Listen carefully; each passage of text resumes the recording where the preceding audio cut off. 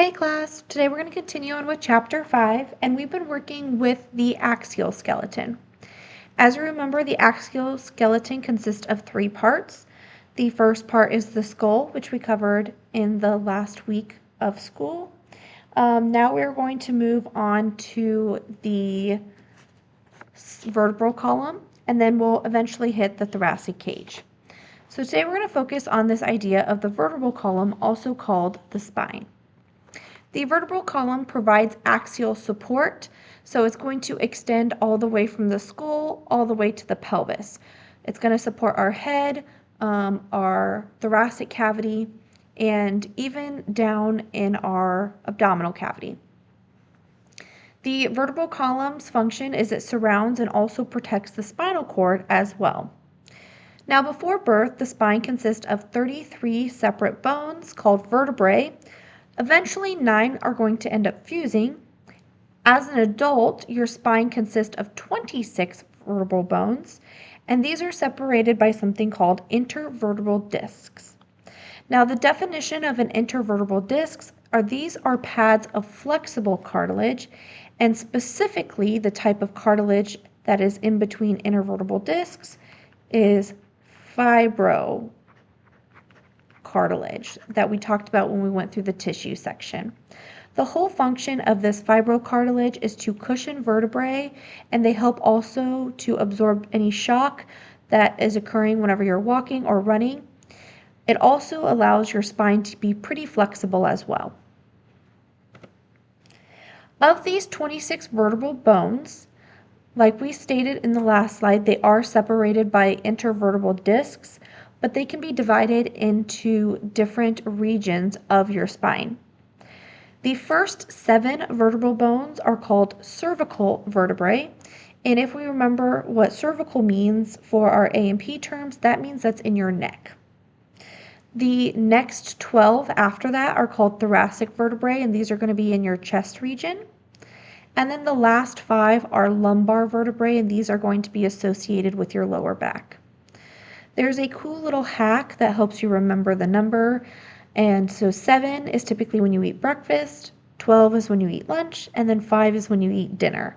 So it tells you the times that you eat, kind of to remember how many of each there are.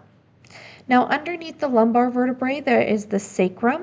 And this is formed by the fusion of 5 vertebrae. And then at the very end, we have the coccyx, which is formed from a fusion of about 3 to 5 vertebrae, it depends. And sometimes people call your coccyx your tailbone. So if you fall really, really hard, this is something that can be easily broken. First, let's look at intervertebral discs. Now, I did tell you they were pads of flexible cartilage, and I specifically said they were fibrocartilage. We talked about how they cushion vertebrae and absorb shock while allowing the spine to be flexible. But let's talk about how the intervertebral discs compare when you are a young person versus when you are older. Typically, when you're younger, your discs have pretty high water content. They are very spongy, they're very compressible because you haven't had them through wear and tear. But as you age and you get more wear and tear on this cartilage, the water content tends to decrease. The discs become harder, they're not as compressible, and so you start to feel more of that joint pain as you get older. Sometimes this can lead to something called a herniated or slipped discs. This can result when there is the drying of discs or the weakening of ligaments or twisting forces. Typically, when this happens, that pad of fibrocartilage kind of moves out of where it's supposed to be, and it can compress on the spinal cord and nerves, and that's where we get some numbness or pain in our lower back or wherever that herniated disc is. Here is our vertebral column separated out into the different regions. Again, we have the cervical curvature, or our cervical vertebrae, our first 7. Then we have our thoracic again in our chest cavity. We have our lumbar, which is our lower back, and then eventually we get down here where we have the sacrum and the coccyx. Couple things to know about the vertebral column before we go into those specific vertebrae and talk about the difference is your vertebral column do have different curvatures. We have primary curvatures versus secondary curvatures. And if I look back up here, we can see the curve that our spine takes. We see these. Our primary curvatures are going to happen in the thoracic, which if we remember what thoracic is, that is our chest, and our sacral regions. These curvatures are called primary curvatures because they are present from birth. Typically, if you ever see a newborn, they kind of have a C-shaped to them. And again, that's from these primary curvatures. So if I go to this slide, again, we see it, their spine tends to curve. As those newborns age and you get older, eventually you're going to start developing secondary curvatures. Secondary curvatures occur in the cervical, and this is going to be your neck region, and then your lumbar. So remember, lumbar is your lower back regions. These develop after birth, and typically they start to develop as a baby begins to raise their head. Think about neck, head. And then when they begin to walk, so your lower back where your legs attach supports that weight, allows you to walk. This allows us as adults to have an S-shaped curvature. And the reason we want this type of curvature is it allows us to center our body weight on our lower limbs with minimal effort. And it helps also reduce pain, keeps us upright, etc.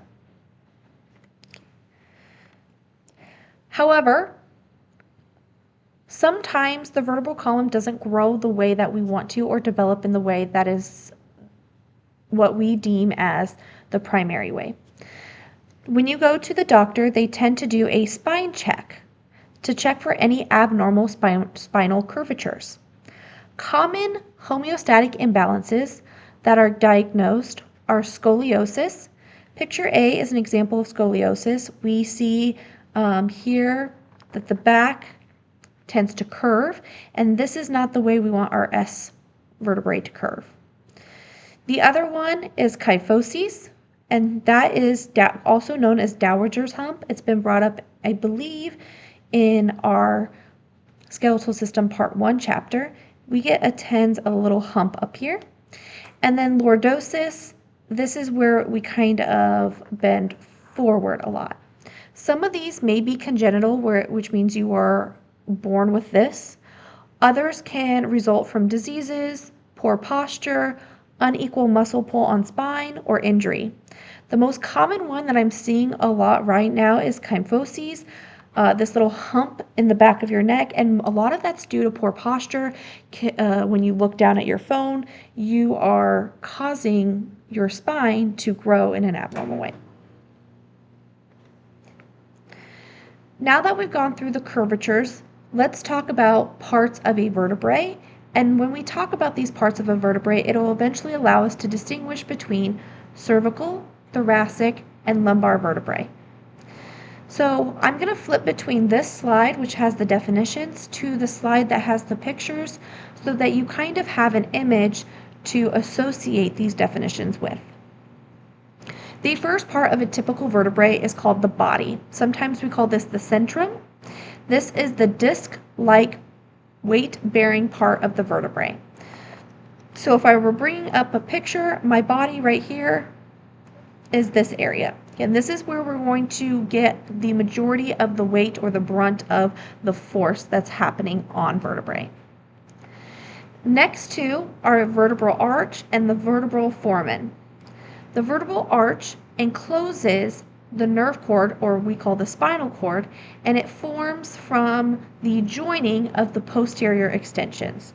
Essentially, this surrounds the vertebral foramen or foramen. The vertebral foramen, if you ever hear this word, which you did when we talked about the occipital bone, the foramen magnum, this is just an opening that the spinal cord passes through.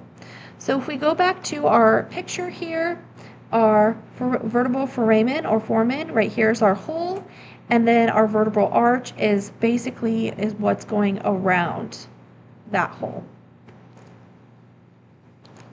The next definition is transverse process. These are two lateral projections from the vertebral arch. So remember, these are going to be lateral, so they stick to the sides.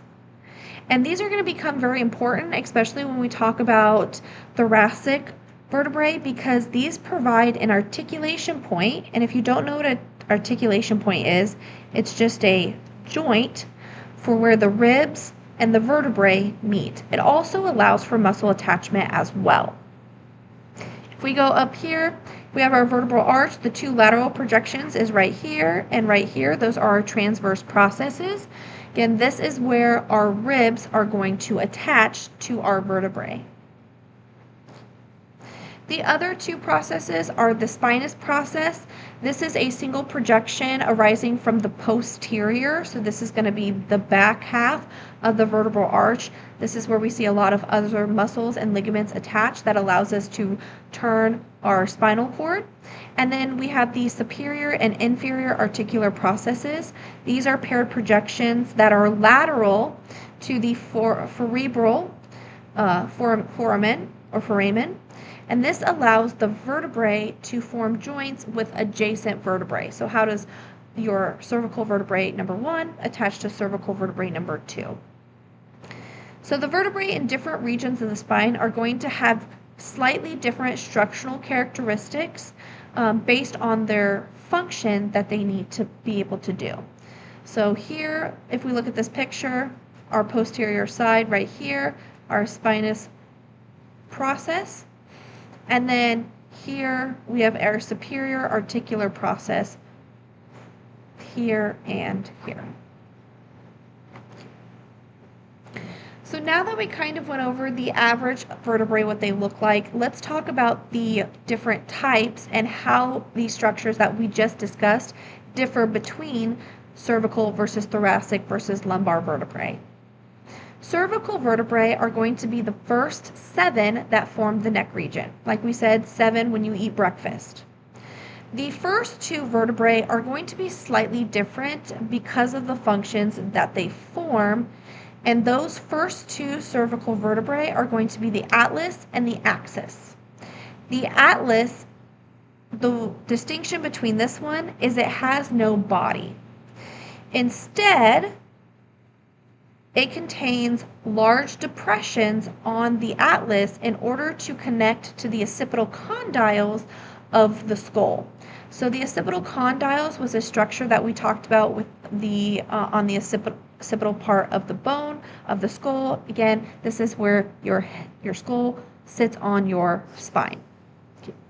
This also allows you to have the ability to put your head up and down, or basically give the yes nod. The second cervical vertebrae is called the axis. This has a large upright process called dens that other cervical vertebrae do not have, and the whole function of having dens is it acts as a pivot point. It allows you to rotate your skull left to right in order to shake your head no. The typical cervical vertebrae are going to be cervical vertebrae 3 through 7. These are going to be the smallest and lightest vertebrae that you have. Their spinous process tends to be short, and I'm going to show you that on the next slide. There is also transverse processes that contain foramina, and all these are openings. And those are very important because these are where our vertebral arteries pass through to get up to our brain, because we want to make sure we supply our brain with enough blood. If you ever see foramina, those are automatically going to mean that you have cervical vertebrae. So what I mean here is our first 2 vertebrae, we have our atlas and our axis. Here we have our atlas. Notice it doesn't have any body down here. It just has kind of impressions, again, to receive those occipital condyles. Down here, we have a dens. This is what I mean when we have dens. And this is going to allow us, again, to rotate our head left to right. Whereas the rest of the cervical vertebrae, like we said, the important part is that it has a transverse foramen or foramen. These little holes, again, where our arteries are going to get to our brain. I also mentioned that the spinous process is elongated, so here is where we kind of see that elongated head. The next 12 vertebrae after the cervical we said were thoracic. Again, these are going to be located in near your chest region. These tend to be larger than the cervical vertebrae. They are the only vertebrae to articulate or join with the ribs, and that is where this idea of the parts of the vertebrae called the transverse process comes into play. The spinous process is also a lot longer and it hooks sharply downwards, and it kind of looks like a giraffe's head from the side.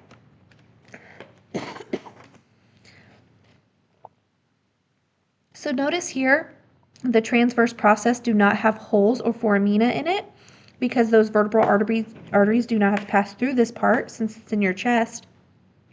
But we do have a little spot on it or a faucet for the ribs to attach.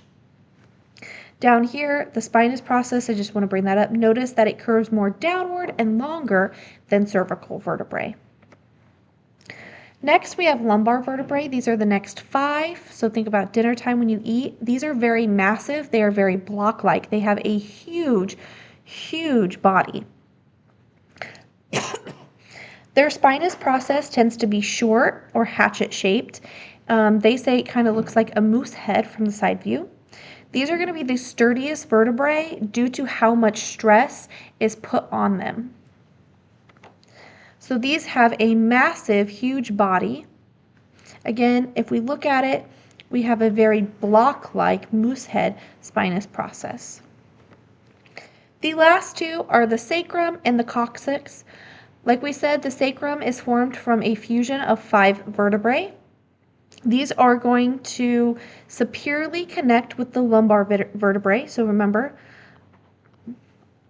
superior means above. So above the sacrum is the lumbar. Inferior or below the sacrum is the coccyx.